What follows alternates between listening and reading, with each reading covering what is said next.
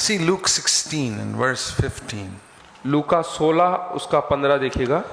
There were many things Jesus exposed in the Pharisees.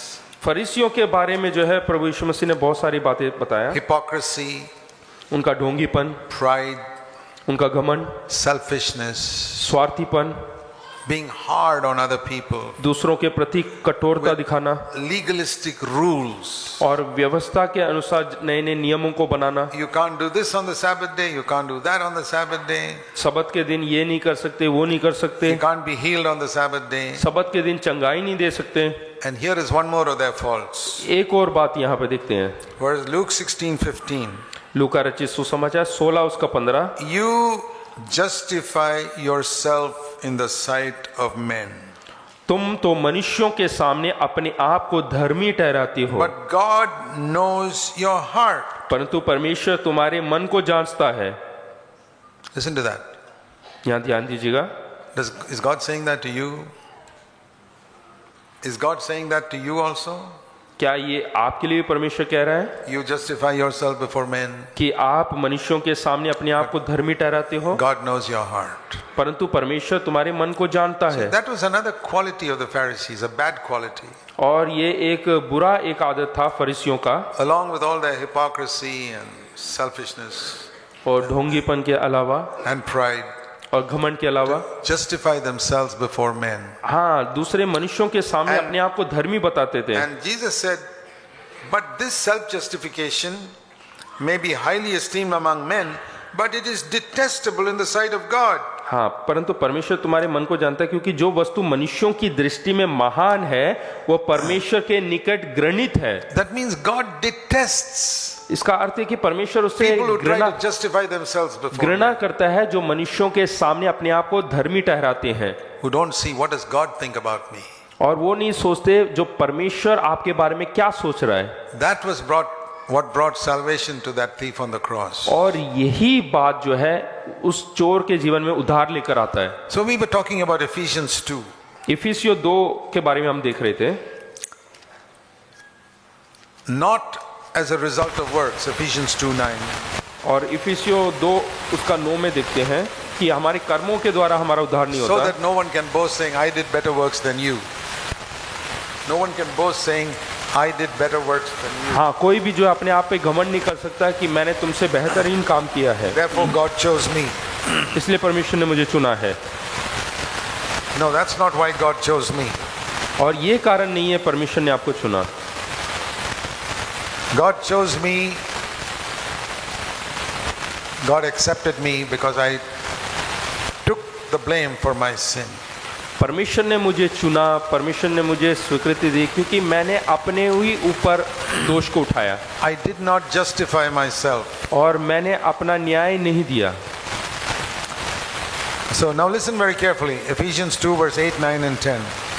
इफिसियों 2 उसका 8, 9 और 10 यहाँ पे देखिएगा। Verse 8 and 9 is the foundation. 8 और 9 जो है वो नींव है, By grace you are saved through faith, और विश्वास के द्वारा, अनुग्रह ही के द्वारा हमारा उद्धार हुआ, no works. और कोई काम नहीं। That's the foundation.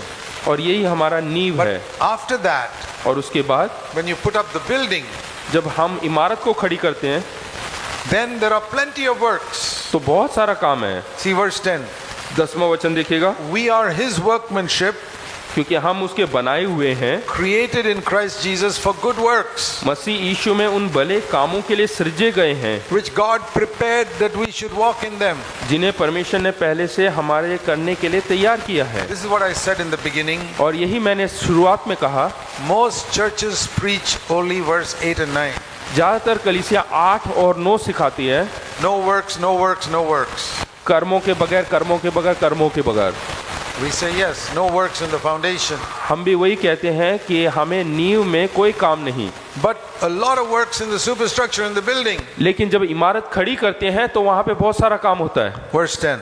10 That is like saying that in the foundation of this building there are no doors and windows. यहाँ पे हम देखते हैं कि जो नींव है, नींव में दरवाजा खिड़की वगैरह नहीं है। Nobody puts doors and windows in a foundation. कोई भी दरवाजा या खिड़की नींव में नहीं लगाते। Foundation is only stones and concrete.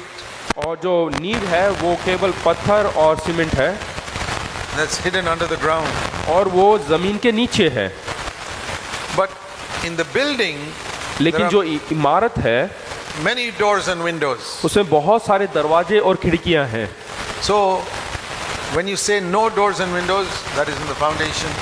जहाँ पे दरवाजा और खिड़की नहीं है इसका मतलब वो नींव है। But in the building, many doors and windows.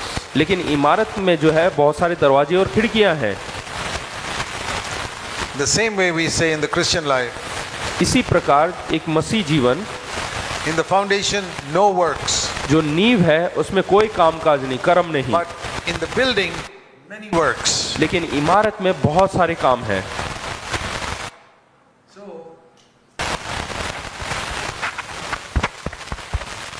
Hello? Yeah. So you need to understand where there is no works and where there are plenty of works. तो आपको अच्छे से समझना है कि कहाँ पे काम नहीं, कर्म नहीं है और कहाँ पे कर्म है। For many Christian churches, it is no works in the foundation, no works in the building. और बहुत सारे कलीसियाओं में ऐसा है कि नींव में भी कोई कर्म नहीं और इमारत खड़ी करने भी कोई कर्म And नहीं। that is why they say you'll just keep on being forgiven. You don't have to live a holy life. God will keep on forgiving you. और इसीलिए वो लोग प्रचार करते हैं या बताते हैं कि तुम्हें पवित्रता की जीवन जीने के लिए कुछ काम करने की जरूरत नहीं। And if you want to see how ridiculous that is, और अगर जो आप जानना चाहते हैं कि कितना भयंकर है या बेकार है it's like saying we don't need a building, only a foundation. वो इस प्रकार से है कि हमें बिल्डिंग की जरूरत नहीं, केवल नींव ही काफी है। Only verse 8 and 9. 8 और 9 No works, no works. कर्म बगैर, कर्म बगैर। I say, what about verse 10? फिर 10वां वचन के बारे में क्या है? After the foundation is laid, और नींव डलने के बाद there are works that God prepared long before you were born that you should walk in them. और हमारे जन्म लेने से पहले ही परमेश्वर ने बहुत सारे ऐसे काम रखे हैं जो हमें करना है। That is what we preach in our churches. और यही चीज हम प्रचार करते हैं अपनी कलीसिया में। That long before you were born, आपके जन्म होने से कई साल पहले, it says that और ये लिखा हुआ है there are certain works which God prepared for you. कि परमेश्वर ने सृजे जाने से पहले बहुत सारे भले काम तैयार किए हुए हैं। Good works भले काम that you must do वो आपको करना है, all your life. पूरे जीवन भर में करना है। I hope you understand now the difference between foundation and the building. मेरे को ऐसा लगता है कि आप लोगों को समझ में आ गया नींव और जो इमारत है उसमें भिन्नता। I don't know how many of you realize that God made a plan for your life before you were born. आपके जन्म लेने से पहले ही परमेश्वर ने आपके लिए एक योजना बनाया है। ये कितने लोगों को समझ में आया पता नहीं। Please turn to Psalm 139. 139 भजन संहिता देखेंगे। Psalm 139. Bhajan Samhita 139। Here it's talking about how God knew us when we were in our mother's womb. और जब हम माँ के कोख में थे उसी समय परमेश्वर हमें जानता था करके लिखा Psalm है। 139 verse 13. और 139 के 20 में देखते हैं,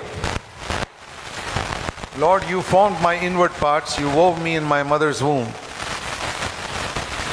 Verse 13. 20 नहीं 13, कि तूने मुझे माता के गर्भ में रचा है। And he goes on to say फिर in वो verse बता 16. और 16 तक वो बोलता है, The days in your book, everything was written, the days ordained for me before there was even one of them. और हर एक दिन जो है वो सब तेरे किताब में लिखा गया करके लिखा हुआ है। What that means is that God made a plan for every day of your life before you were born. आपके जन्म होने से पहले हर रोज की योजना परमेश्वर ने बना के रखा है। That is what we read in Ephesians 2:10. और यही हमने इफिसियों 2:10 में पढ़ा। David also knew that और दावीद राजा भी जानता था before he was born, कि उसके जन्म होने से पहले God made a plan for his life परमेश्वर ने उसके जीवन के लिए एक योजना बनाई, for every single day हर एक रोज के लिए, before the very first day came. पहले दिन से पहले ही। And so that is what we preach, और यही हम प्रचार करते हैं that after you are forgiven, कि आपके पापों की क्षमा के बाद, after your past sins are blotted out, आपके पुराने पाप सब क्षमा होने के बाद,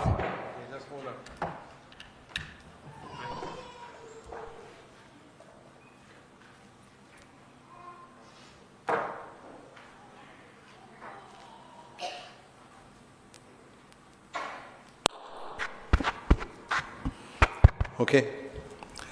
I'm always amazed how Jesus could speak to 5,000 people without a mic. और मुझे हमेशा अद्भुत बात लगता है कि बगैर माइक के प्रभु यीशु मसीह ने 5000 लोगों से बात किया, No loudspeaker, no mic. ना तो लाउड स्पीकर और ना mic. He must have been a very strong man. We are all weaklings compared to him. और लगता है कि वो बहुत ही ताकतवर एक इंसान थे, I wish I had a voice like his.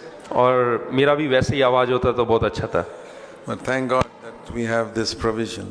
धन्यवाद परमेश्वर का कि ऐसा हमें दिया है।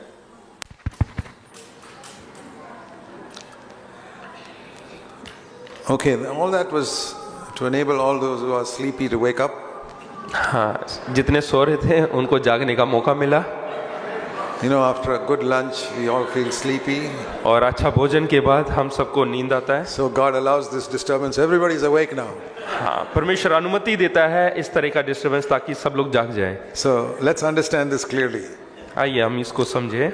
In the foundation of the Christian life, you do no works. और जो मसीह जीवन की जो नींव है उसमें हमें कोई कर्म नहीं करना, But in कोई काम building नहीं। the Christian life, there are many good works God has planned for you to do long before you were born. और जब हम इमारत की ओर देखते हैं बाहरी हिस्सा, तो परमेश्वर ने हमारे जन्म लेने से पहले ही बहुत सारे भले कामों को करने के लिए एक योजना बनाया है। The tragedy in Christendom is everybody says no works, no works, no works. और कलीसिया में क्या होता है, कोई कर्म नहीं, कोई कर्म नहीं, बगैर कर्म के है करके प्रचार करते हैं। That's like saying no windows and doors in the foundation, no windows and doors in the foundation. इसका अर्थ यह है कि फाउंडेशन नींव में ना तो कोई दरवाजा है और ना खिड़की है। I said I agree. हाँ, मैं उससे सहमत हूँ। But plenty of works, plenty of doors and windows in the skyscraper that we are building. लेकिन जो ऊंची ऊंची इमारत है उसमें बहुत सारे खिड़कियां और दरवाजे हैं। So I want to make that distinction clear. तो ये जो भिन्नता है मैं आपको साफ सुथरे लफ्जों में समझाना चाहता हूँ। Because when people accuse us saying you are preaching salvation by works. तो जब लोग दोष ठहराते हैं कि तुम लोग जो है कर्मों के द्वारा उद्धार के बारे में प्रचार करते हो, Not salvation from the punishment of sin. There are no works there. हाँ, जो हमारे पाप के जो दंड है उसके लिए हमें कोई कर्म नहीं करना, But in the building, लेकिन जो ऊपर का जो इमारत है, we have to be saved from the power of sin. तो हमें जो पाप का जो सामर्थ्य है उससे बचना है। And if I don't open myself to the Holy Spirit, अगर जो मैं अपने आप को पवित्र आत्मा के सामने नहीं खोलता हूँ, I will never be saved from the power of sin. तो मैं पाप के उस सामर्थ्य से कभी भी नहीं बच पाऊंगा। So, but God reveals this only to those who are serious. लेकिन यही उन्हीं को ही प्रकाश मिलता है जो सही तरीके से ये समझना चाहता है।